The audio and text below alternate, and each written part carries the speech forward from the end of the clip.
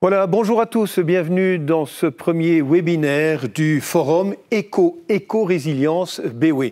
Vous le savez, à partir du 15 novembre, aujourd'hui donc, et ce jusqu'au 19 novembre, eh bien, le Brabant Wallon et l'UCM organisent conjointement un forum économique en ligne dédié à l'entrepreneuriat.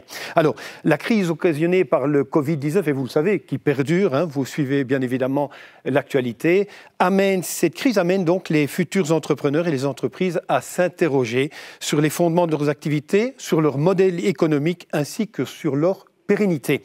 À l'initiative du Brabant Wallon et de l'UCM, donc ces deux partenaires se sont associés, eh bien, toutes les structures d'accompagnement à la création et au développement d'activités ou d'emplois unissent leurs compétences afin de répondre, et c'est important, aux besoins et attentes des indépendants brabançons wallons. Alors, durant cette période, donc du 15 au 19, vous le savez, il y aura des ateliers, des conférences, des tables rondes qui permettront d'échanger en direct. Vous pourrez poser vos questions à des experts sur des thématiques telles que, je vais vous les citer, la résilience, la digitalisation, le financement, la création et le développement, également l'emploi et la formation. Avant toute chose, et avant de céder la parole à Madame Évrard, vous le savez, députée provinciale en charge notamment de l'économie. Je voudrais remercier Lynn Béoué qui nous accueille ici avec un magnifique studio pour justement présenter ces webinaires et surtout ouvrir ce forum consacré donc à l'entrepreneuriat. Alors Isabelle Évrard, bonsoir. Bonsoir. On le sait, c'est un moment important.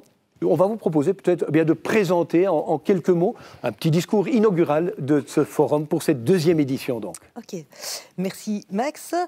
Bonjour à tous et à vous qui nous suivez sur les réseaux sociaux. Donc, comme Max l'a dit, excusez-nous pour le retard dû à un petit problème technique.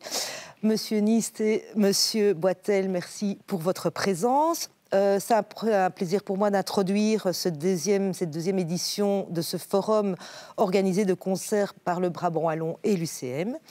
J'en profite d'ailleurs pour remercier toutes les équipes qui ont travaillé à la réalisation de cette soirée et plus globalement à cette semaine dédiée à l'entrepreneuriat, à l'emploi et à la création de projets. Lorsqu'on m'a demandé de parler de résilience, j'ai pensé, à un vaste sujet qui va nécessiter plus de 5 minutes. Mais rassurez-vous, je ne serai pas long pour en parler. La résilience comporte beaucoup d'acceptation beaucoup d'acceptation, et l'une d'entre elles a particulièrement retenu mon attention. C'est celle de Michel Manciot, médecin pédiatre. La résilience, pour lui, est la capacité d'une personne ou d'un groupe à se développer, à continuer à se projeter dans l'avenir en présence d'événements déstabilisants, de conditions de vie difficiles, de traumatismes parfois sévères. La résilience serait dès lors cette capacité de rebondir, de naviguer entre les torrents, de transformer une énergie négative en énergie positive dans un objectif d'amélioration et d'adaptation. Il s'agit là d'un point d'orgue, s'adapter donc et s'améliorer. La crise sanitaire a été un accélérateur de changement et nous a démontré qu'il est nécessaire de développer de nouveaux business models afin de répondre à l'imprévu, aux enjeux de notre territoire, à la fois sanitaires, climatiques, environnementaux et économiques. En parallèle, la société nous envoie un signal quant à nos modes de consommation ou nos modalités de travail.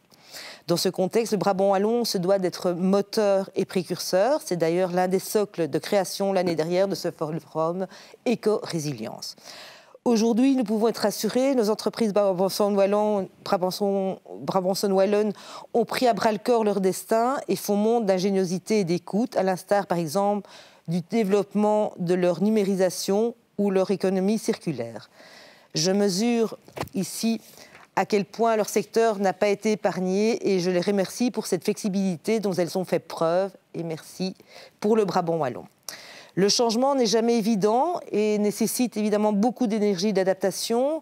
Il est également vecteur d'opportunités et grâce au partage de connaissances, à la créativité et à la solidarité, une intelligence collective assurera une pérennité de notre territoire et aussi à nos entreprises, aussi bien par la collaboration et le travail commun. Seul on avance plus vite et évidemment ensemble on avance plus loin. Ce forum le démontre totalement. La mobilisation des acteurs économiques de notre territoire permettra à tous d'avoir des clés, des pistes pour booster votre activité et prendre pleinement cette route de la résilience. Je tiens à remercier chaleureusement tous les orateurs qui prendront place cette semaine. Merci pour votre présence, ce partage d'expertise et de précieux conseils que vous distillerez à nos nombreux porteurs de projets, à nos entreprises ou aux demandeurs d'emploi. Si le numérique est indéniablement l'un des leviers de cette résilience, l'économie circulaire en est évidemment bien sûr un autre. Le Brabant wallon a à cœur de soutenir les initiatives éco-innovantes du territoire, les stimuler et les accompagner. Les trophées Incidence en sont un exemple parmi tant d'autres et j'invite tous les esprits créatifs de notre territoire à s'inscrire dans cette démarche et à partager tous les beaux projets à venir. Il s'agit bien de cela, assurer un avenir prospère à tout à chacun, entreprises, citoyens, où chacun s'épanouit. Si le parcours reste actuellement incertain, je reste convaincue que les bons jours sont devant nous, en espérant en tout cas ici pour l'instant, malheureusement par rapport aux difficultés toujours actuelles de la crise sanitaire, mais que ces difficultés seront vite passées et que nous serons en tout cas armés pour répondre aux challenges qui nous attendent, tous ensemble, main dans la main, dans un esprit de solidarité, de collaboration et de cohésion. Voilà, je vous remercie pour votre attention et je vous souhaite à tous et à tous un excellent forum. Merci Madame Évrard pour ce discours introductif. C'est vrai que ce n'est pas évident, parce que c'est vrai qu'on s'adresse à travers des caméras à pas mal de gens qui nous ont rejoints. Vous avez déjà présenté les deux personnes qui sont à nos côtés. Tout d'abord, Monsieur Boitel et Monsieur Nist également. Alors Monsieur Boitel, on va venir vers vous dans un instant. Monsieur Nist, on a l'habitude de vous voir régulièrement sur les plateaux de télévision. Vous vous exprimez régulièrement au nom de l'UCM. Alors première question, parce que c'est vrai que c'est un nom qu'on entend régulièrement. L'UCM, ça veut dire quoi et ça fait quoi exactement? Alors l'UCM, en fait, c'est un peu une fédération interprofessionnelle qui représente, qui accompagne, qui défend des indépendants et des PME en Wallonie et à Bruxelles. Ça, c'est vraiment le leitmotiv, si je peux dire, de l'UCM. Et à côté de ça, UCM a créé un ensemble de services, un secrétariat social, une caisse d'assurance sociale, caisse qui a payé énormément de droits passerelles pendant la crise, un guichet d'entreprise où vous allez créer votre entreprise quand vous commencez et une caisse d'allocation familiale qui s'appelle Camille. Donc un ensemble de services pour les indépendants et les dirigeants de PME, comme je l'ai dit, en Wallonie et à Bruxelles. Donc nous touchons 400 000 indépendants, près de 200 000 PME également. Donc c'est important, c'est un acteur incontournable et c'est avec grand plaisir que nous nous associons à la province ici pour ce forum. C'est une très bonne chose. À travers notamment des communiqués, vous vous faites entendre, vous avez des revendications régulièrement. On approche par exemple d'un Codeco et là vous pouvez aussi utiliser des leviers pour faire part de vos desiderata. Oui, tout à fait. La partie du lobby de l'UCM, un des deux piliers bien évidemment, c'est effectivement d'abord de porter la parole des indépendants et des dirigeants de PME et de dire au monde politique et à tous les niveaux de pouvoir ce qu'ils ressentent, comment ils peuvent développer leur entreprise, quels sont les freins également, ce qu'ils attendent. Vous savez, un chef d'entreprise, il doit avoir tous les éléments devant lui pour prendre une décision. Il prend des décisions en connaissance de cause, il prend des décisions qui vont impacter son patrimoine, qui vont impacter le patrimoine d'autres personnes, l'emploi également, il crée son emploi, il crée l'emploi d'autres personnes. Donc il faut être informé. Et donc notre job, c'est vraiment d'aller dire ça, c'est bien quand c'est bien, c'est vrai, il faut le dire. Et quand c'est pas bien, attention, pour nous PME, nous avons telle difficulté, soyez attentifs à ne pas créer des choses qui sont un peu compliquées, qu'on ne pourra pas appliquer véritablement dans nos entreprises. Permettez-moi de vous poser encore une question très rapide. En quoi était-ce important pour l'UCM de s'associer au Brabant wallon pour mettre sur pied ce forum? D'abord, la relation avec le Brabant wallon, c'est une relation qui est assez forte. Et donc ça, j'ai toujours plaisir à rappeler que UCM et le Brabant wallon, c'est une longue histoire, c'est très bien. Ensuite, le forum, c'est toujours intéressant, bien entendu. Et le thème de la résilience, on pouvait mieux choisir, bien entendu. Donc, il est vraiment important pour UCM d'être là ce soir, d'être partenaire. Et nous sommes fidèles au rendez-vous, bien entendu. Merci à vous en tout cas. Monsieur Boitel, bonsoir. Bonsoir Max. Merci également de nous avoir rejoints. Alors, vous représentez la Chambre de commerce et d'industrie du Brabant Wallon, mais vous êtes également CEO de Gantrex. Alors, en 2-3 mots, vous allez peut-être nous présenter d'abord Gantrex, qu'on puisse situer. Oui, alors pour moi, c'est toujours difficile d'expliquer en 2-3 mots, mais grosso modo, Gantrex, c'est une entreprise qui est basée à Nivelles, mais c'est un groupe international de 360 personnes. On est répartis dans 20 pays dans le monde et on est spécialiste des voies de roulement industrielles pour les engins de manutention lourde. Donc partout où on va déplacer des charges à partir de 20 tonnes, on va utiliser des systèmes sur rail et nous sommes spécialistes de la conception, de la livraison, de l'installation de ces voies de roulement industrielles. Un petit mot également sur la Chambre de commerce et d'industrie. Bien sûr, on va essayer de faire simple parce qu'on pourrait en dire beaucoup, mais la Chambre de commerce et d'industrie du Brabant Wallon, c'est une association d'entreprises multisectorielles intégrée dans le paysage économique du Brabant Wallon et qui fait partie d'un immense panel de 12 000 chambres de commerce réparties dans beaucoup de pays du monde.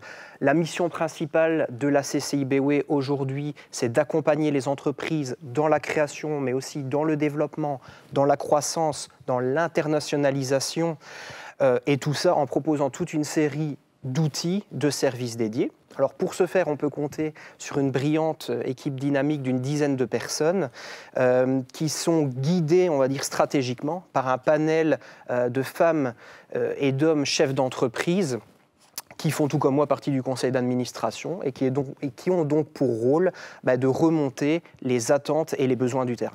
Avec un président René Brander, c'est une directrice, c'est une Skelar très dynamique sur le Brabant Wallon et ailleurs d'ailleurs.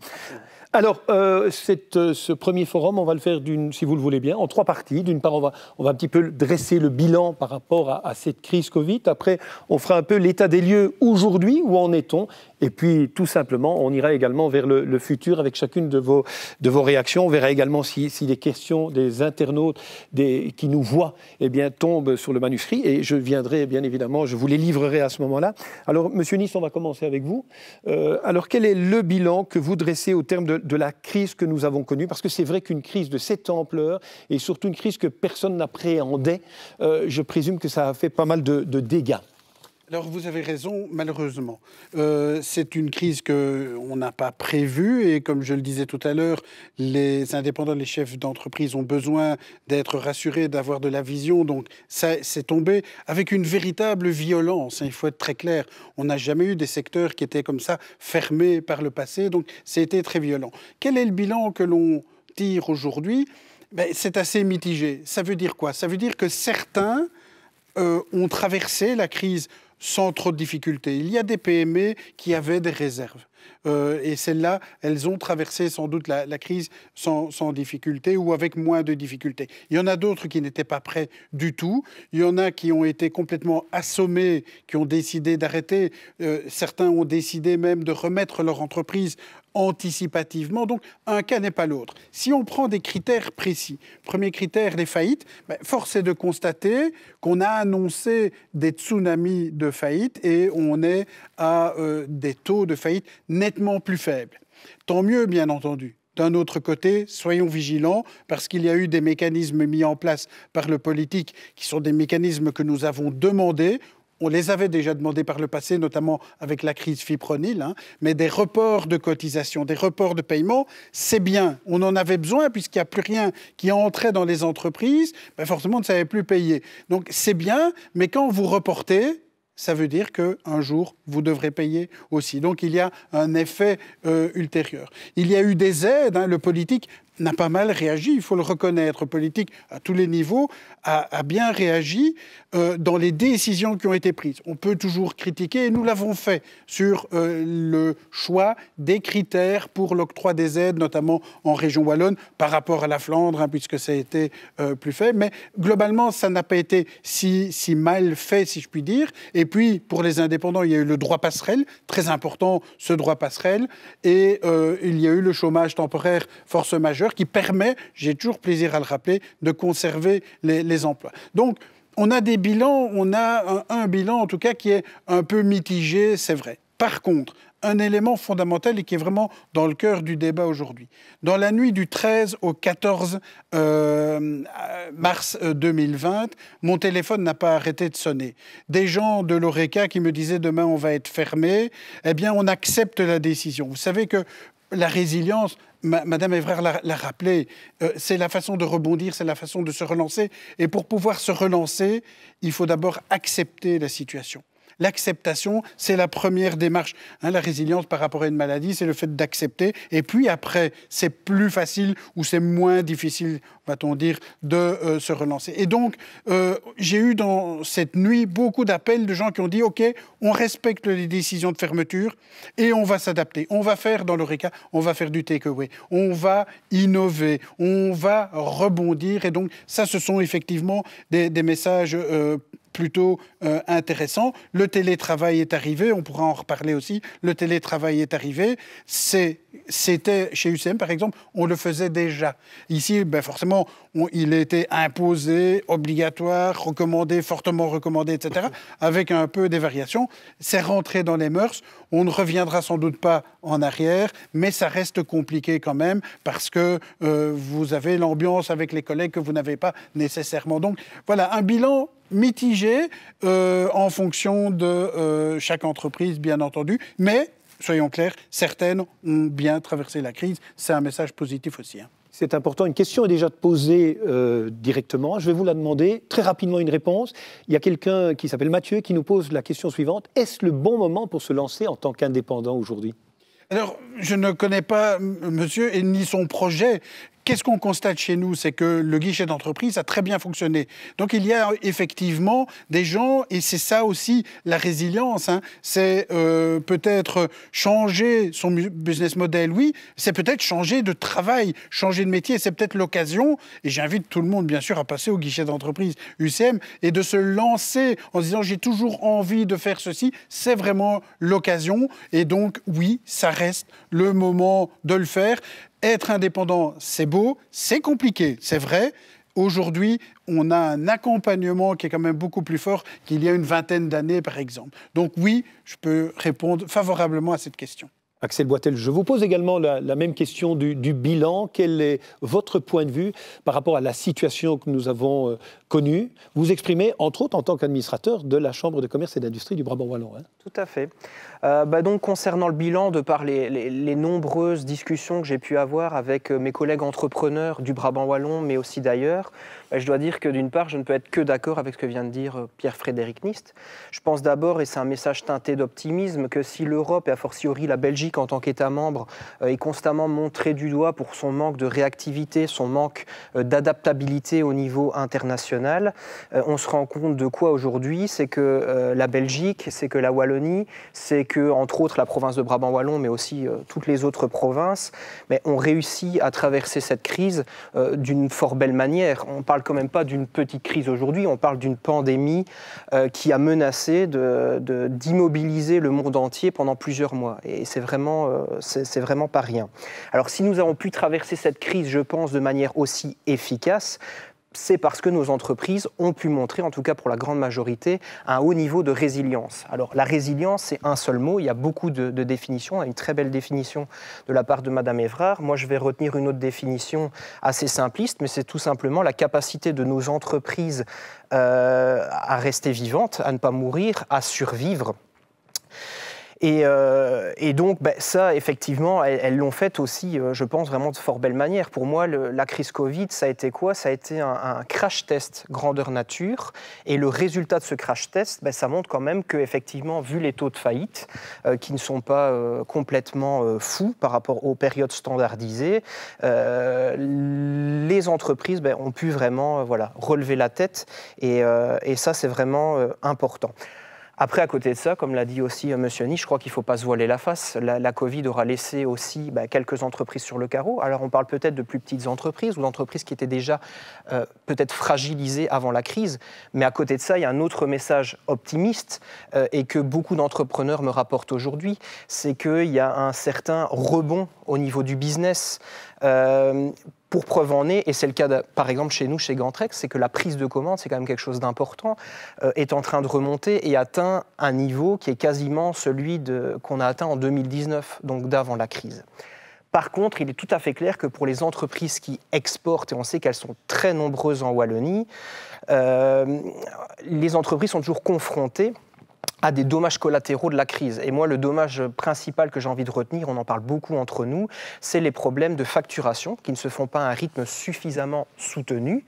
Et la facturation, c'est quoi? C'est engranger des liquidités pour faire vivre son fonds de roulement. Et le fonds de roulement, c'est ce qui est nécessaire aux entreprises que pour pouvoir faire face à ses obligations. Donc payer en premier lieu le salaire du personnel, en deuxième lieu, rembourser sa dette. Donc ça, c'est vraiment important. Alors pourquoi est-ce qu'aujourd'hui, on n'arrive pas à facturer, nous les entreprises, suffisamment rapidement? Il y a différentes raisons. La première, c'est la pénurie de composants. On voit très bien ce qui se passe aujourd'hui avec nos PlayStation 5, avec les iPhones. Et là, on parle de Sony et d'Apple, mais toutes les entreprises sont confrontées au jour d'aujourd'hui à ce problème. Il y a quelques semaines, il y a encore une entreprise qui me confiait et qui produit des bornes de recharge pour véhicules électriques. Donc, qui me confiait avoir des délais de livraison extrêmement longs, donc des difficultés à facturer, à cause de la pénurie d'un composant qui pourtant n'entrave en rien le bon fonctionnement de la dite borne. Donc, on voit un peu l'ampleur du problème. Deuxième point, l'augmentation du prix des matières premières. Bon, ça c'est clair, tout à chacun qui achète de l'acier, qui achète du bois, qui achètent des matériaux de construction savent bien que la principale préoccupation des donneurs d'ordre, ça va être de retarder au maximum en attendant des jours meilleurs. Troisième point, et non des moindres, la situation chaotique du marché du transport. Là, on parle surtout du marché du transport maritime. Alors, pour vous donner un ordre d'idée, l'index FBX, c'est le Freightos Baltic Index, qui est suivi par de nombreuses entreprises, aussi par le secteur bancaire. Il nous montre quoi? Il nous montre qu'en janvier 2021, le prix moyen d'un container 40 pieds, toute route confondue, était de 3 500 $ américains, déjà bien plus que de là où on était en 2020. Au jour d'aujourd'hui, on est à plus de 10 000 $. Ça veut dire une augmentation d'environ 200%. Et ça, c'est le résultat de quoi? C'est le résultat d'un profond déséquilibre entre l'offre et la demande, ce qui est quand même vraiment forcément très compliqué à gérer. Alors, et le quatrième point, c'est que, je vais le dire rapidement, mais si dans nos pays, nous avons la chance de se dire aujourd'hui que le Covid est relativement bien géré, il y a des tas d'autres régions dans le monde où la crise est toujours extrêmement virulente. Nous, par exemple, on travaille beaucoup avec l'Amérique du Sud. Au Brésil, c'est toujours impossible d'installer aujourd'hui. Donc, pour conclure sur le bilan, je dirais que le point de vue entrepreneurial, c'est teinté d'optimisme. Donc, nous, les entrepreneurs, nous sommes définitivement optimiste, mais par contre, il y a un besoin très urgent d'améliorer nos indicateurs financiers. D'une part, pour engranger plus de liquidités, d'autre part, c'est pour toutes ces entreprises qui, justement, sont à la vente ou à la transmission. Pourquoi? Parce que ces entreprises sur le marché, elles doivent convaincre les investisseurs que, finalement, la crise Covid n'a été qu'un grain de sable dans la grande roue et que ce qu'ils doivent faire, finalement, c'est valoriser le fait qu'ils ont pu faire face à la pandémie et sans se retrouver grandis. Et donc, finalement, déterminer à quel point ils ont pu être résilients. Voilà. Merci en tout cas pour ce beau bilan, justement qu'on a connu à travers cette crise. Je me retourne à présent vers Madame Évrard. Alors au niveau de la province du Brabant Wallon, le Brabant Wallon, donc comme on l'appelle aujourd'hui, vous avez notamment mesuré l'impact de la crise. C'est quelque chose qui a été important pour vous? Donc, face à la difficulté que cette crise financière a provoquée, donc au niveau effectivement du secteur économique, le Brabant Wallon, lui, s'est doté d'une base de données Grédon qui a permis d'analyser un peu l'impact de la crise sanitaire sur les secteurs d'activité ce qui a permis aussi de se rendre compte des difficultés des commerces, de l'Horeca évidemment, et de pouvoir essayer de dégager des tendances et de pouvoir à ce moment-là les aider. L'analyse a été présentée après à toutes les communes du Brabant Wallon en groupe de travail 27+1. Il en est ressorti de cette analyse à ce moment-là qu'on pouvait aider par des subventions, un subventionnement en tout cas auprès des commerces de détail et de l'Horeca. Et ce qui a été fait à ce moment-là, ici dans le cadre du Brabant Wallon, donc en fait on a aidé, il y a 23 demandes qui ont été de rentrées par les communes et qui ont dégagé plus ou moins, enfin on a versé plus ou moins 1 753 000 € pour vraiment aider à la relance. Donc ça a été des aides un peu de toutes sortes. C'était aussi bien des chèques achats pour les ménages, des aides à la digitalisation des entreprises, enfin des commerces pour qu'ils puissent avoir vraiment des sites, des façons de pouvoir acheter, que le client puisse acheter en ligne. Ça a été aussi pouvoir aider à l'aménagement l'aménagement, je reviens pas sur le nom, aider pouvoir vraiment à l'extension des terrasses, comme ça a été le cas, et tout ça, et du cheminement piétonnier, pouvoir dans les commerces, pouvoir cheminer de façon à ne pas se rencontrer. Ça a été également des aides à l'achat de matériel sanitaire, des aides au financement et d'investissement pour vraiment aider à la relance du secteur de l'horeca et des commerces locaux. Voilà, c'est toutes sortes de choses qui ont été faites à ce moment-là par le Brabant wallon pour vraiment aider à cette relance. Nous aussi, de notre côté, on a la plateforme Made in Béoué, qui est une plateforme de développement de producteurs locaux, qui a été aussi fort. On a rencontré beaucoup plus de clients à ce moment-là, et ça a été vraiment pour aider aussi les producteurs locaux pendant cette crise sanitaire. Donc, aussi bien à pouvoir avoir une aide logistique de développement et de promouvoir leurs produits locaux. Et donc voilà, c'est toutes des choses qui ont été mises en place ici par le Brabant wallon, et c'est pour essayer d'aider un maximum, en tout cas, les secteurs impactés par cette crise sanitaire. Permettez-moi de réagir à ce que vous avez dit tous les deux aussi. Monsieur Eunist, vous avez parlé, et c'est vrai, de ce bilan adressé qui n'est pas évident, mais plus que les entreprises, même si certaines ont connu des difficultés, est-ce qu'on ne peut pas dire que c'est le petit indépendant qui s'est retrouvé dans la difficulté malgré les aides? Alors, je ne dis pas que le secteur des entreprises, les grosses entreprises n'a pas souffert, mais j'ai l'impression que c'est plus des petits indépendants. Mais malheureusement, à nouveau, votre impression est tout à fait correcte, bien entendu.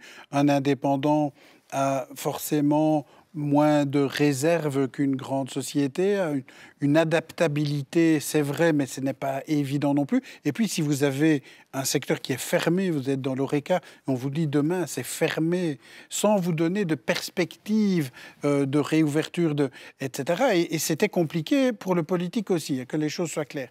Donc là, forcément, on a vécu des drames. Vous savez, être indépendant, c'est faire le choix de ne compter que sur vous-même.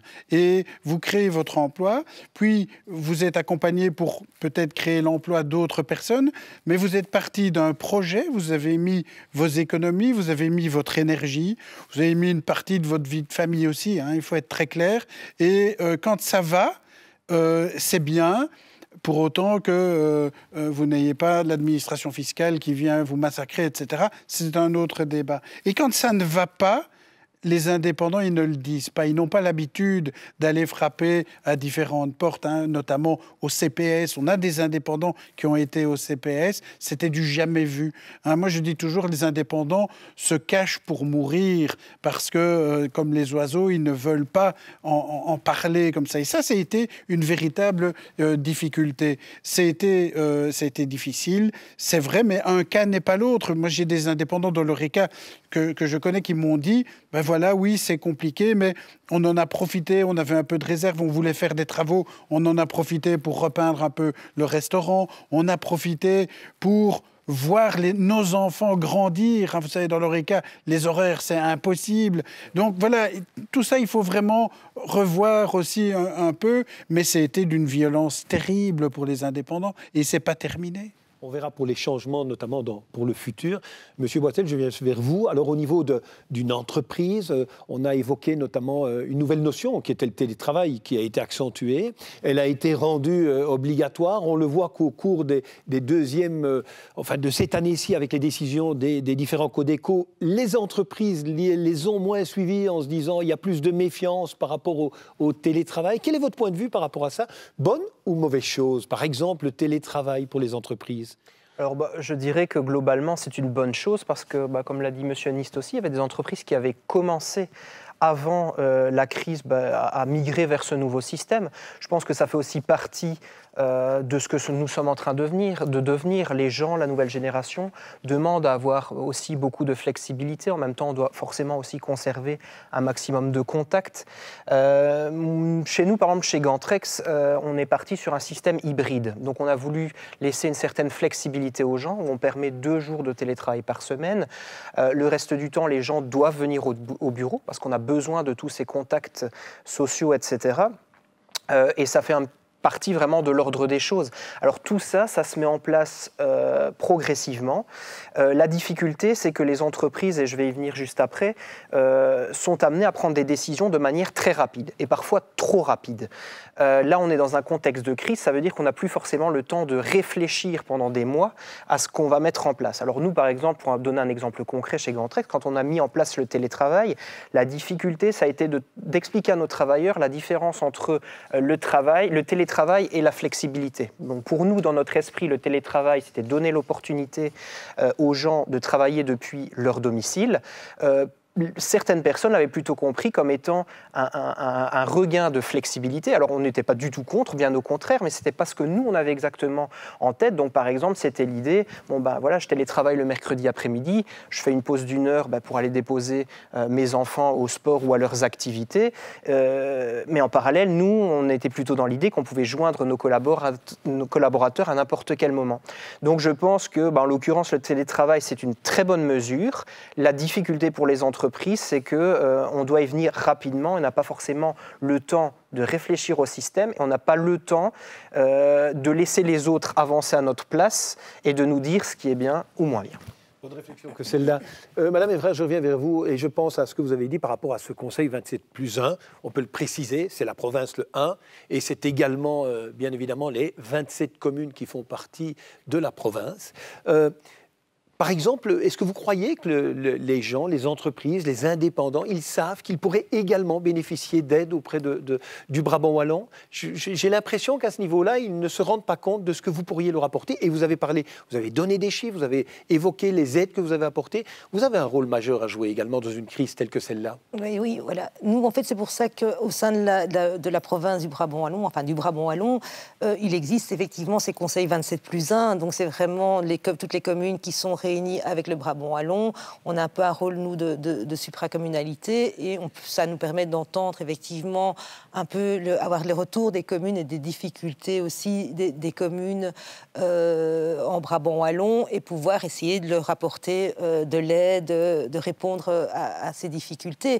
Donc, ce qui a été mis en place ici au sein du Brabant wallon, c'est aussi un appel à projet pour redynamiser, pour la stimulation des commerces vides, tout ce qui est aussi les circuits courts et l'aide à la digitalisation aussi des entreprises. Donc, il y a 3 actions qui ont été menées, 3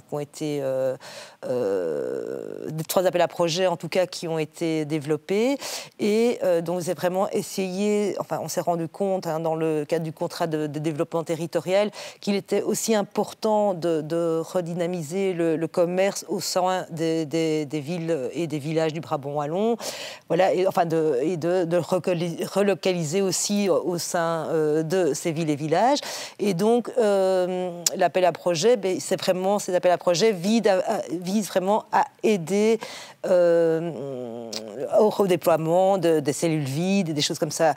Donc, en fait, c'est vraiment des appels à projets qui sont lancés vers les communes, mais qui peuvent toucher directement les citoyens des communes. Donc, c'est pour que ça soit beaucoup plus proche, effectivement, du citoyen.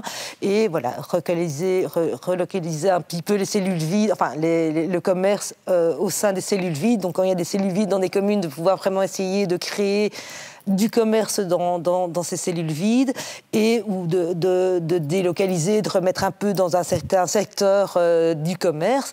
C'était aussi aider les indépendants ou les commerces à la digitalisation. Donc il y a des aides qui ont été faites par rapport à ça. Et c'est aussi essayer de favoriser les circuits courts. Voilà, tout à fait. Alors, si vous le voulez bien, on va aborder la deuxième partie déjà. C'est plutôt d'évoquer maintenant le présent. J'ai envie de vous dire, et maintenant, Monsieur Nist, je reviens directement vers vous, et maintenant. C'est une question piège parce que maintenant, nous sommes à 2 jours d'un Codeco.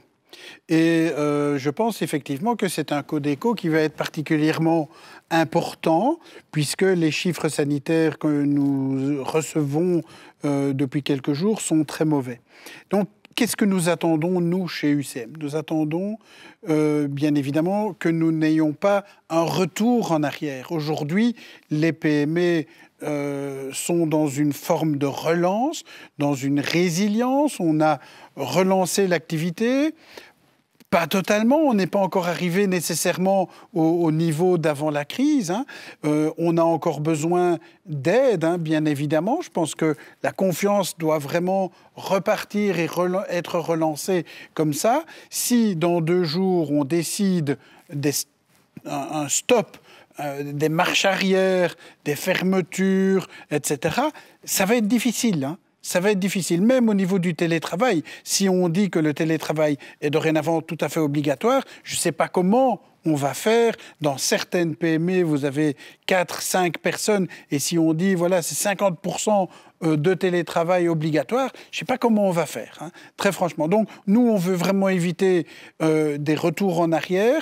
On est en train de se relancer, hein, c'est comme un avion qui décolle. Il est hors de question de ralentir en période de décollage. Hein. Et donc, voilà, c'est difficile. On souhaite, pour parler des aides, et c'est ce que je comptais vous dire en préparant ce débat, avant qu'on ait les chiffres du Codeco et avant qu'on annonce le Codeco, c'est que, bien sûr, les aides aujourd'hui, nous en avons encore besoin. Nous n'avons pas besoin des mêmes aides pour tout le monde. Je pense qu'au début, le politique a donné des aides, j'ai envie de dire, à tout le monde, tous les indépendants qui étaient à l'arrêt. Et nous avons demandé que ça aille vite et que ça soit pragmatique. Et ça a été assez bien le cas. Parfois, la vitesse en région wallonne, c'est une notion plus relative, soit.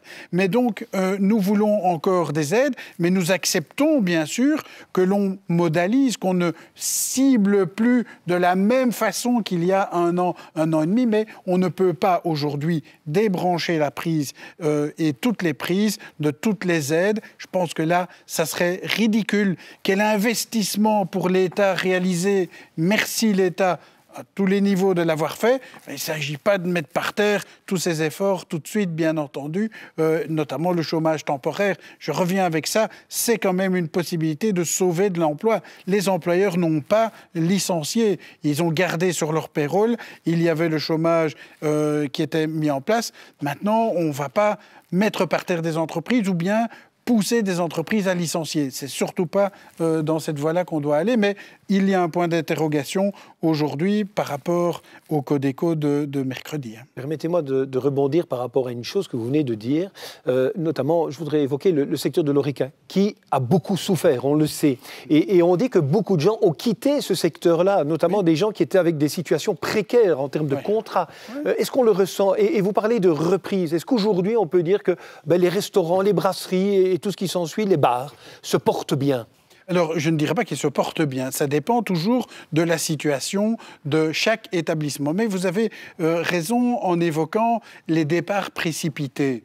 Vous savez, la résilience pour un travailleur de l'horeca, c'est peut-être aussi passer par l'arrêt d'une activité dans l'horeca, aller travailler dans un autre secteur en se disant peut-être qu'un jour je reviendrai à l'horeca quand ça se sera stabilisé. On en a eu beaucoup. On en a eu beaucoup et ce sont des messages que chez UCM, on a portés auprès des politiques. Dès le mois de mars, c'était mars 2021, c'était « on veut rouvrir, vous devez ordonner la réouverture parce que sinon les gens dans l'horeca, ils vont se retrouver tout seuls dans leur restaurant, le personnel sera parti ».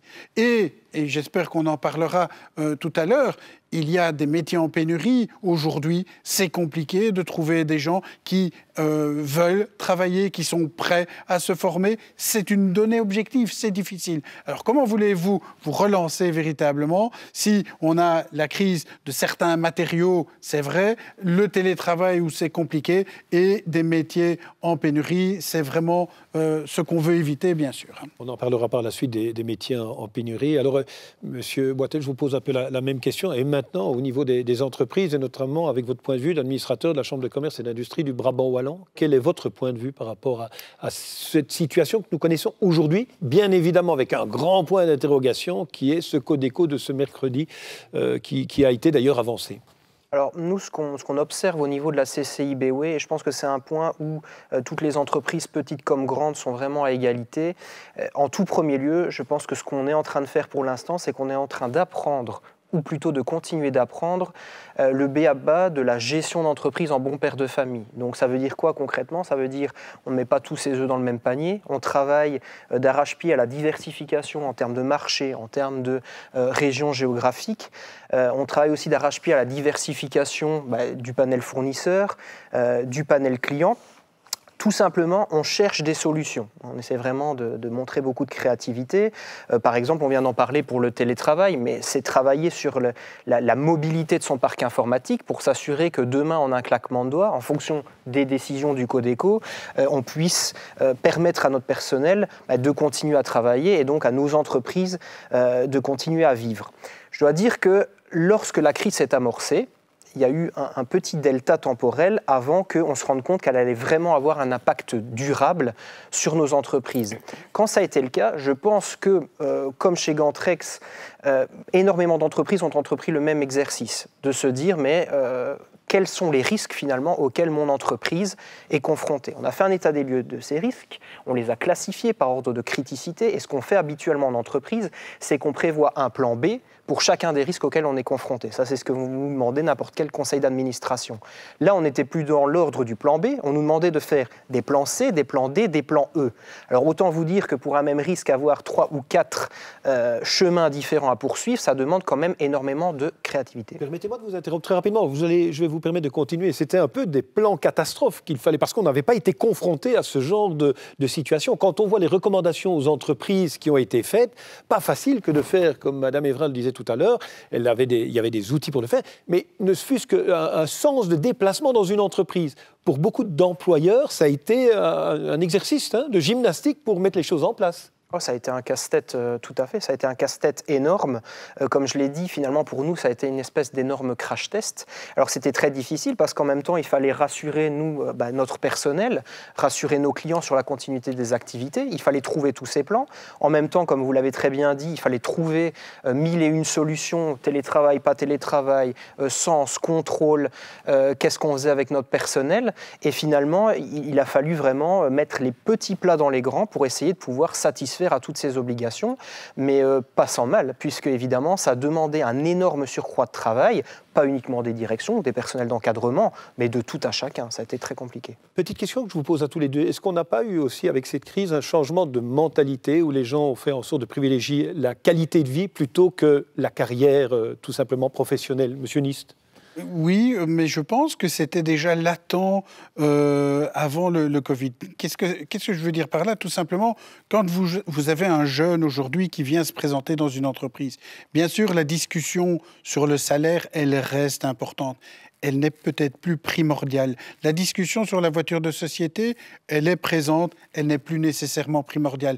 Et de temps en temps, nous avons des jeunes qui nous disent « Tiens, vous savez, nous, si le vendredi, il y a moins de lever le pied, franchement, on est preneur parce qu'on a une autre conception. » Alors, c'est compliqué. On a envie de leur dire « Mais avant de lever le pied, il faut peut-être un peu l'enfoncer. » Mais c'est une réalité aujourd'hui et ça fait partie des futurs défis des employeurs et des PME, c'est de travailler peut-être un peu autrement et de considérer autrement les gens qui travaillent pour les boîtes et qui viennent avec beaucoup d'atouts, mais un autre filtre peut-être aussi de mentalité. Et voilà, il faudra s'y adapter.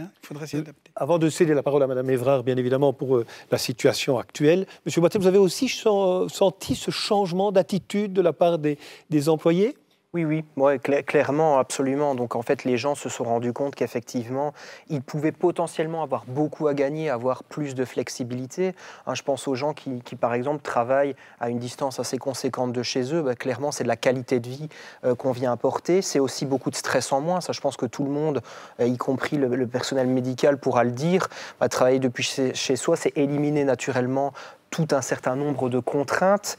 Donc très certainement que les gens ont découvert de manière un peu forcée toute cette importance de flexibilité. Après, comme l'a dit Monsieur Nist, c'était tout à fait latent. Hein. Je pense que la nouvelle génération, ils sont complètement demandeurs de ce genre de choses. Donc là, j'ai pas grand-chose à ajouter à ce qui a déjà été dit, et je pense que c'est quelque chose, c'est une voie dans laquelle on va devoir vraiment s'engouffrer et où il va falloir continuer, mais où à un moment il va falloir avoir aussi une croisée des chemins entre les attentes des entreprises, les besoins des personnes. Il va falloir se réinventer, et c'est ça aussi la résilience. On en reparlera également peut-être pour les pistes pour le futur. Madame Évrard, alors, du côté de la province, et justement cette situation actuelle, vous l'appréhendez. Comment vous réagissez maintenant au niveau du Brabant wallon?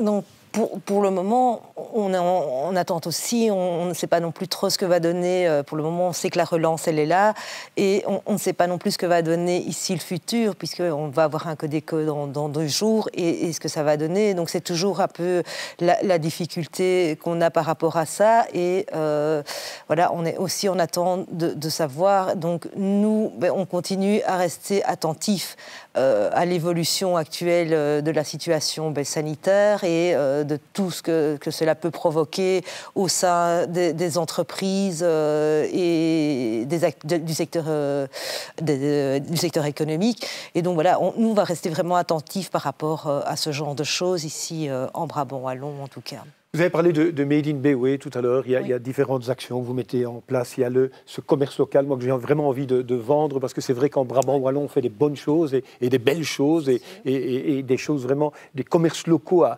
visiter. Ce sont pour moi des artisans. Comment faire pour un citoyen pour savoir exactement où consommer local? Moi, c'est une question que je me pose. Des fois, je n'ai pas ce réflexe de me dire où puis-je savoir quand j'ai envie dans ma région, dans ma partie, il y a l'Est, l'Ouest, le Centre, où puis-je savoir, où puis-je trouver des producteurs locaux? Mais en fait, il y a des producteurs locaux qui sont les producteurs locaux et qui travaillent au sein de leur ferme ou des choses comme ça. Ce qu'il y a, c'est que la plateforme Made in Bewe, elle, c'est justement ce qu'elle permet, c'est d'aller chercher les produits chez les producteurs locaux et de les acheminer vers les différents points de vente, que ça soit de la grande distribution, plus de la grande distribution, les plus gros commerces, comme les petites épiceries locales et des choses comme ça. Donc c'est vraiment pouvoir apporter les produits locaux, des producteurs locaux, vers les villages, vers les magasins de villages, vers les épiceries dans nos villes et des choses comme ça. Et donc, des produits, maintenant, on en retrouve un peu partout dans les différents commerces locaux de nos villes et nos villages. Vous savez ce que je vais faire? Je vais faire un peu de publicité, parce que c'est vrai que l'année dernière, pour un cadeau qu'on faisait en fin d'année aux employés, on a été notamment chercher des paniers avec différents produits du Brabant wallon, et je vous jure, ça a été fortement apprécié. On a des choses extraordinaires, dont notamment des très bonnes bières et ce genre de choses. Je vois que les 2 invités réagissent notamment en faisant signe comme quoi vous acquiescez qu'il y a des bons produits en Brabant wallon. C'est important de le dire et de le répéter. Exactement. Voilà. Donc, alors, Made in Bewe a mis aussi en place une plateforme, un e-shop aussi l'année passée, afin de pouvoir continuer aussi avec le confinement, pour pouvoir continuer à vendre les produits des producteurs locaux sur notre territoire. Alors, il y a une question qui est tombée. Est-ce que faire partie d'un réseau ou s'entraider davantage, est-ce que ce sont des bonnes pistes? Et si oui, comment encore améliorer ce qui existe? Qui veut répondre à cette question? Monsieur Nist? La réponse est oui, bien évidemment. Aujourd'hui, je pense que travailler seul dans son coin, avoir son commerce, alors bien sûr, vous allez vous balader, vous allez tomber dessus par hasard peut-être, par le bouche à oreille, mais faire partie d'un réseau, c'est important, quelle que soit l'activité, bien entendu. On est tous embêtés à un moment, on cherche un plombier, on voudrait acheter tel type de biens d'alimentation, etc. On ne sait pas. Donc oui, faire partie d'un réseau, c'est vraiment fondamental. Et petite anecdote, moi je connais un boucher comme ça qui travaillait un peu à l'ancienne et il a profité du Covid, même s'il n'était pas fermé, mais il a profité du Covid grâce aux enfants pour faire un site internet. Et donc, il y a les heures d'ouverture, de fermeture, il y a des recettes, il y a toute une série de suggestions. Eh bien, voilà, ça c'est un premier pas. Et chacun a son rythme. Il ne faut pas culpabiliser. Chacun a son rythme. La digitalisation, c'est pour tout le monde. Le Premier ministre l'a rappelé. Il ne faut laisser personne au bord du chemin, bien entendu. Chacun a son rythme et Et le Covid a permis justement ce premier pas vers la digitalisation. Et donc le réseautage, chez UCM, on en est convaincu. Je vous ai dit en décrivant UCM tout à l'heure que c'était un réseau avant toute chose. Et bien c'est vraiment ça. Des fois triste de voir des commerces quitter comme ça les petits villages ou des centres-villes. Et on a le cas en Brabant wallon, ça arrive. C'est triste malgré tout, hein. Mais oui, bien sûr, c'est triste. Alors, bien sûr, il faut analyser les causes, il faut voir ce qui s'est passé. Chez UCM, on va toujours donner la prédominance aux circuits courts, aux commerçants locaux, etc. Mais ce n'est pas toujours facile. Et puis, vous savez, il y a aussi des commerces qui s'arrêtent parce qu'il n'y a pas de repreneurs. Il y a des gens qui n'ont pas envie de reprendre une activité de boucher, une activité de boulanger. C'est compliqué.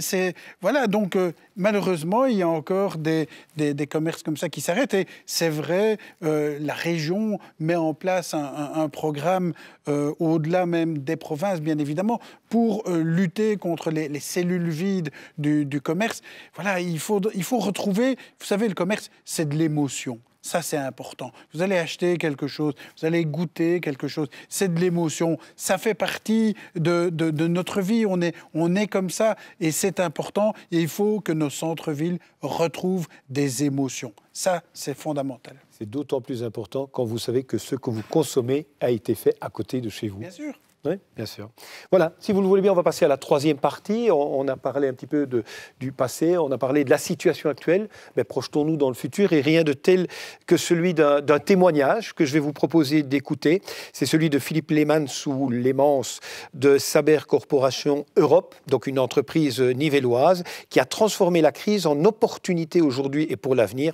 Donc c'est Philippe Leemans, on l'écoute à présent.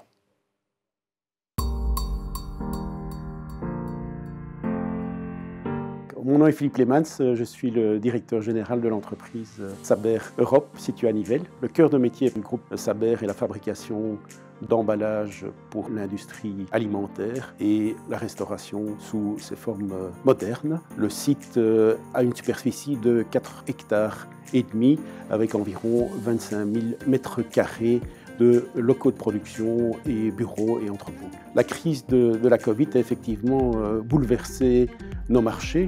Le secteur de la restauration traditionnelle a été mis quasiment totalement à l'arrêt. Par contre, des formes de restauration modernes, comme la restauration livrée, ces solutions ont explosé.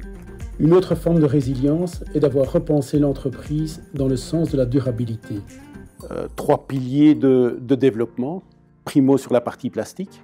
Nous avons développé des produits qui sont fabriqués à partir de 100% matière recyclable.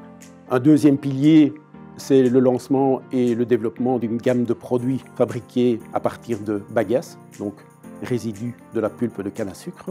Et le troisième pilier est le développement d'une gamme de produits à base de carton et papier. Alors la problématique de la durabilité chez Saber, donc la gestion de l'énergie, l'utilisation de panneaux solaires, nous avons 1000 panneaux solaires, de la gestion de nos déchets, où l'ensemble des déchets de production sont réintégrés dans le cycle de production. Je suis très enthousiaste sur le futur de l'entreprise et sa possibilité de continuer à croître au même rythme que ce que nous avons connu par le passé. Donc l'ensemble des initiatives qui ont été prises en matière d'innovation, les initiatives en matière d'acquisition et la démarche globale pour s'inscrire dans cette démarche de durabilité devrait nous garantir une croissance soutenue dans les 10 années qui viennent.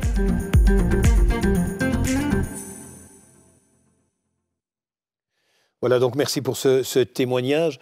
Monsieur Boitel, j'ai un peu anticipé, mais je vais néanmoins réagir en vous disant tout simplement que cette vidéo, elle démontre que la résilience de tout un secteur ici, l'Horeca, a eu un impact sur des secteurs satellites ou indirects, puisqu'on peut y voir que cette entreprise a rebondi pendant la crise. Vous avez tantôt évoqué un nouveau système de pensée. Ici, on dit qu'elle a rebondi, mais aussi développé une forme de résilience pour l'avenir en poursuivant son parcours dans la durabilité. Justement, ce terme de durabilité, c'est une forme de rebond.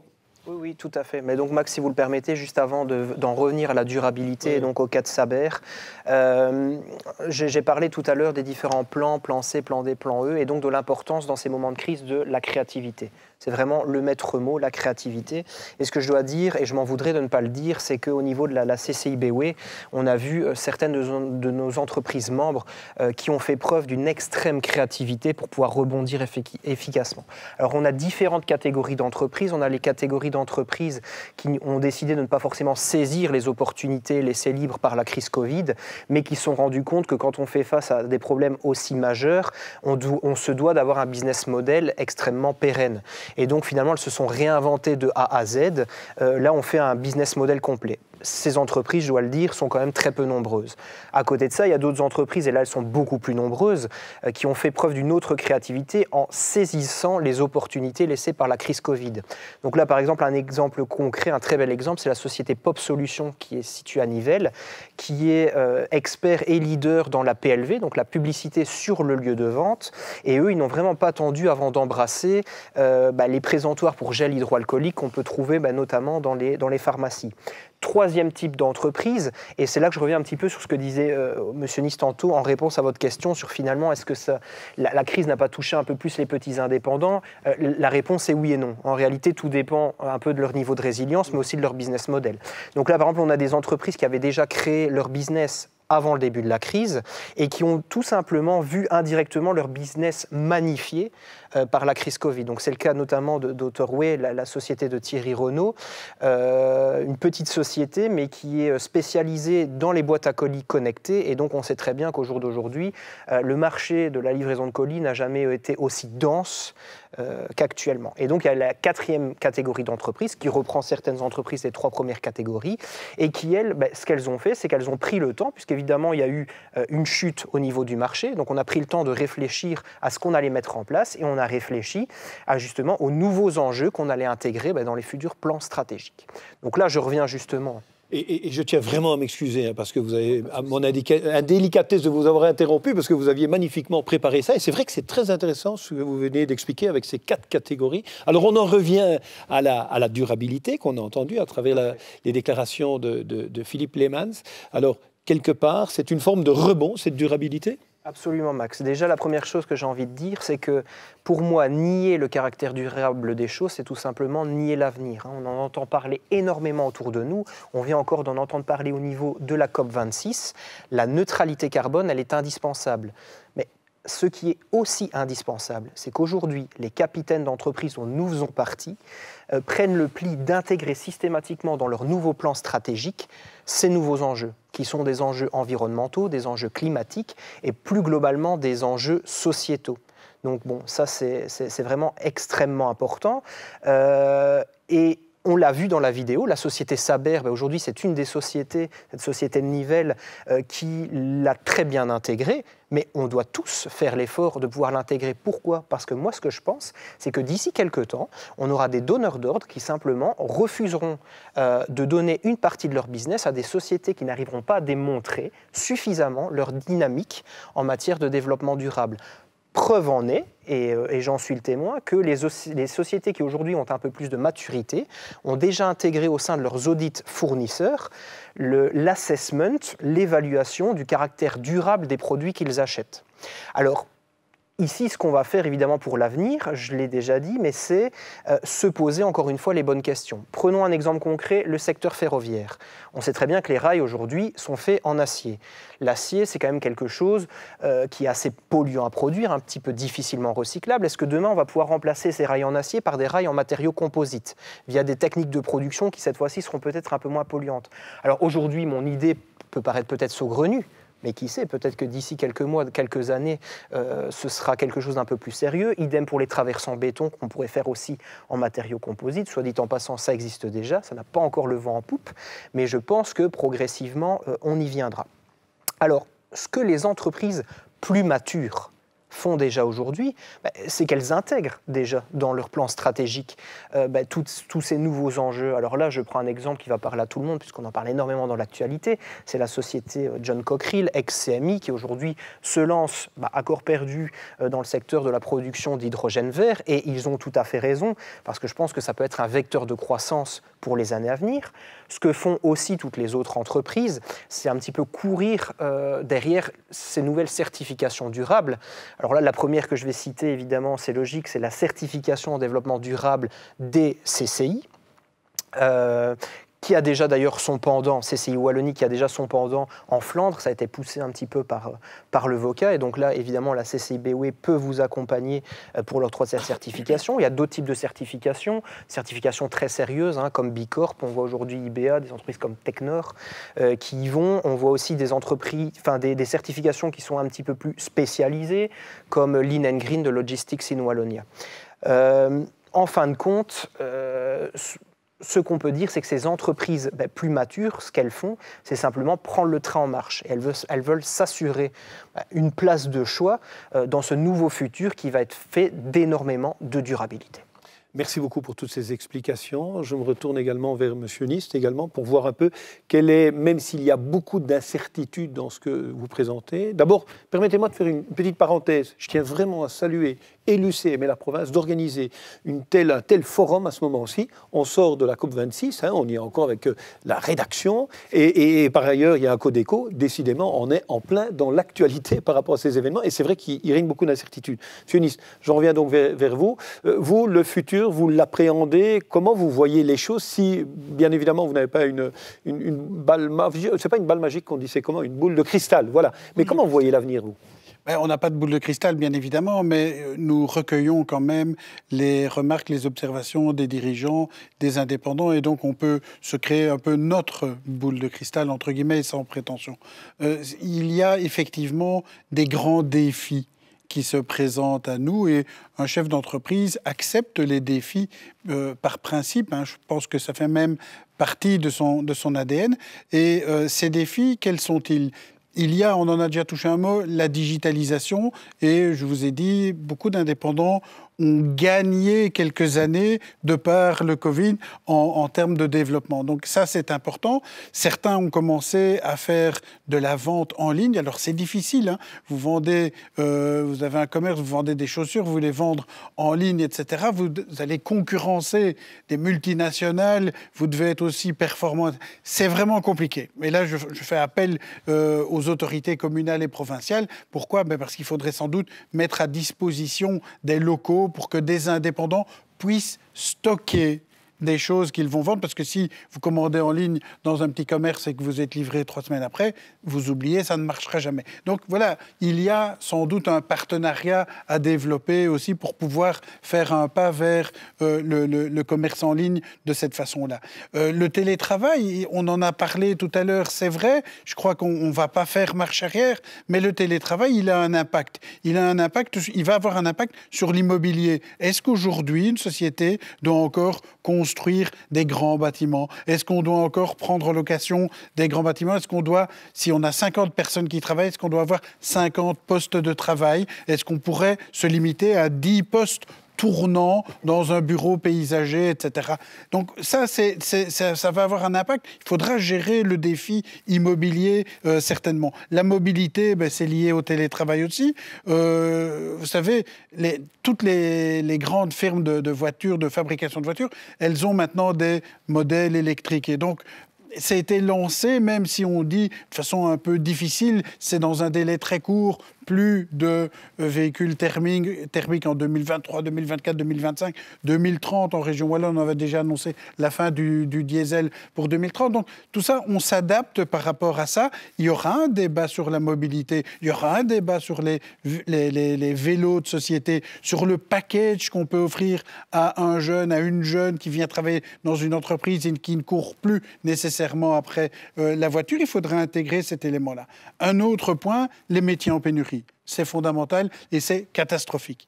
C'est catastrophique. Aujourd'hui, il y a les plans de relance au niveau fédéral, au niveau régional, au niveau européen d'abord. Donc, moi, je veux bien, il faudra trouver des solutions. Il faut impérativement que tout le monde soit sur le pont. Les dirigeants doivent être sur le pont, mais les travailleurs doivent être au rendez-vous également. Sinon, on va louper notre relance. On va louper le plan de relance. Et donc, c'est difficile. Alors, c'est parfois un peu dogmatique, les métiers en pénurie, c'est très touchy. Je ne veux pas rentrer dans ce débat.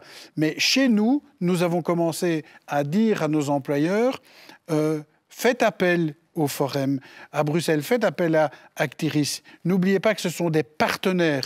De surcroît, ils devraient travailler ensemble, bien évidemment. Mais c'est important, vous savez, un chef d'entreprise chez nous, il recrute par le bouche à oreille. Il recrute parce qu'on lui a présenté quelqu'un comme ça. Il ne va pas rédiger nécessairement des offres d'emploi. Il ne fait pas passer 36 assessments, etc. Parce que c'est comme ça dans les PME. Et donc, on prend des risques.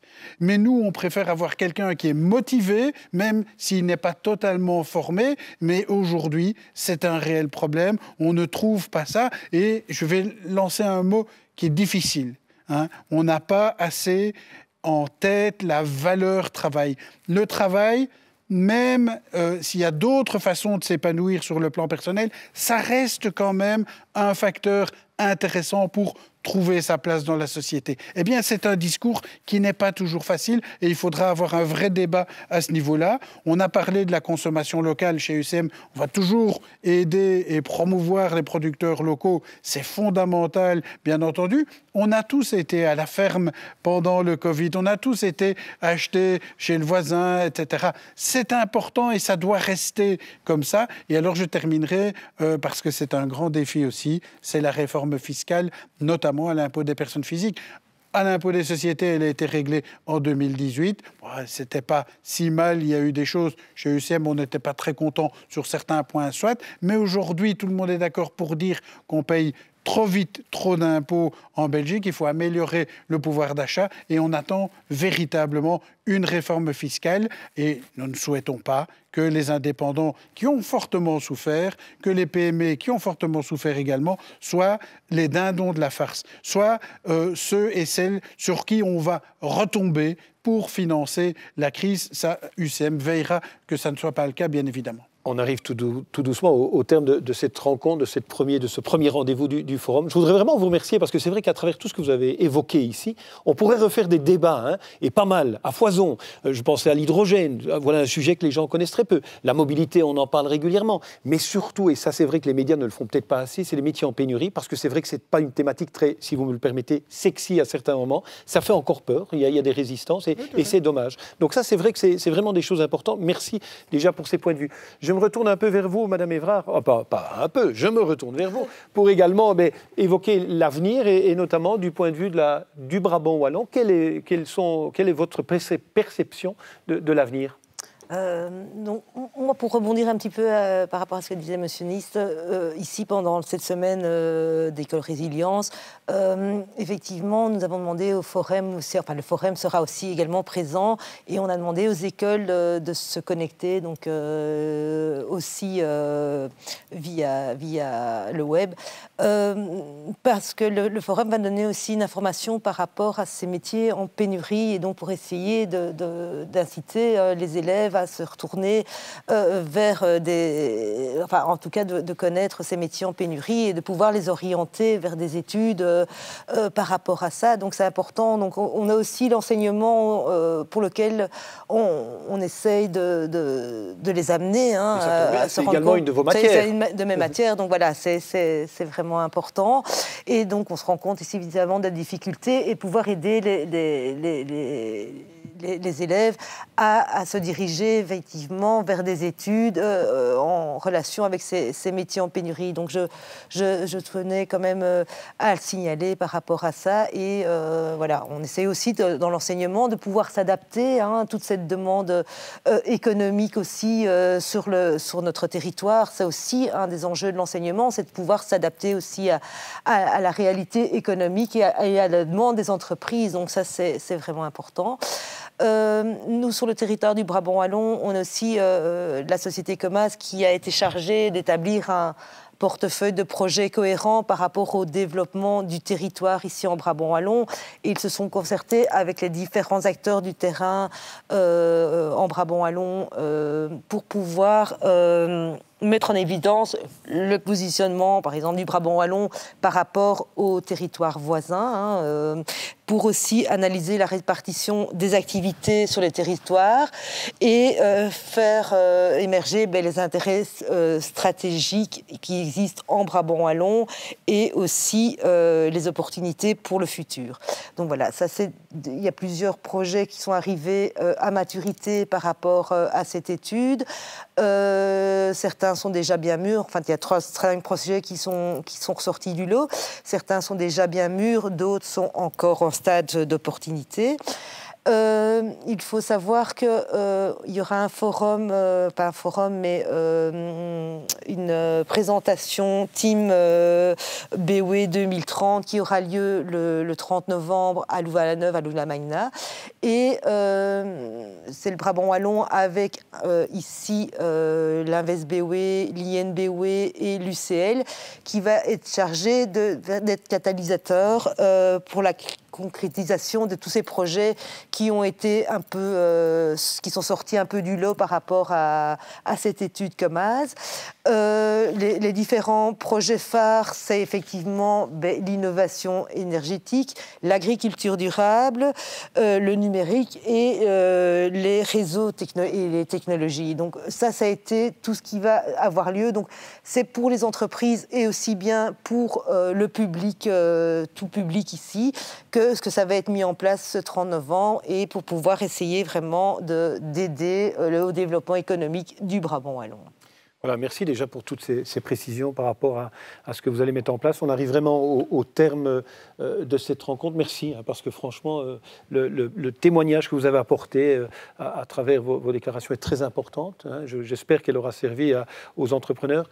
Vraiment, je vais vous poser une question à chacun d'entre vous. Je vais commencer par vous, Monsieur Nist. Optimiste pour l'avenir, très rapidement? Par principe, oui. Par principe, certainement. Monsieur Boitel, même question, du point de vue des entrepreneurs? Très optimiste parce que je pense que les entrepreneurs ont cette capacité de réagir, de rebondir et on est entrepreneur parce qu'on aime ça, comme l'a dit Monsieur Nist, et on trouvera des solutions. Madame Évrard, d'abord, je voulais vous remercier, c'était le mot que je cherchais, vous remercier pour avoir organisé avec l'UCM ce forum. C'est la première, vous avez un peu essuyé les plâtres, on peut le dire. On a fait vraiment de notre mieux, on arrive au bout du temps qui nous est imparti. Je voudrais vraiment remercier tout le monde ici qui a fait en sorte qu'on puisse organiser cela. Précision importante, ces débats sont diffusés sur TVcom, donc il n'y aura pas moyen de réagir à ce moment-là, parce que ici on le fait en direct sur les réseaux sociaux. C'est important de le préciser. Merci à tous. On suivra bien évidemment les autres débats dans les jours à venir de ce forum avec des experts qui répondront à vos questions. Voilà, alors vraiment la conclusion, 2-3 mots. Vous êtes satisfaite de cette première? Je suis satisfaite de cette première. Je pense que c'est vraiment intéressant et les explications et les débats étaient vraiment très, très utiles. Je pense que c'est important pour nos entrepreneurs de connaître ce qui se passe sur le territoire du Brabant wallon, de voir qu'on continue à se concerter, à essayer de trouver des solutions pour les aider et se rendre compte aussi qu'effectivement, toutes ces personnes ont essayé ou ont pu rebondir face à la difficulté rencontrée par la crise du Covid. Et voilà, c'est toujours que du positif par rapport à ça. Et nous resterons, nous, attentifs, le Brabant wallon, à pouvoir continuer à les soutenir dans la relance, en tout cas économique. Merci en tout cas. Merci à chacun d'entre vous. Et puis un dernier remerciement pour l'IN BOE qui nous a accueillis ici dans un magnifique studio, alors que ce n'est pas un studio de télévision. Magnifique endroit. Merci, à bientôt. N'oubliez pas, le forum, il continue jusqu'au 19 novembre.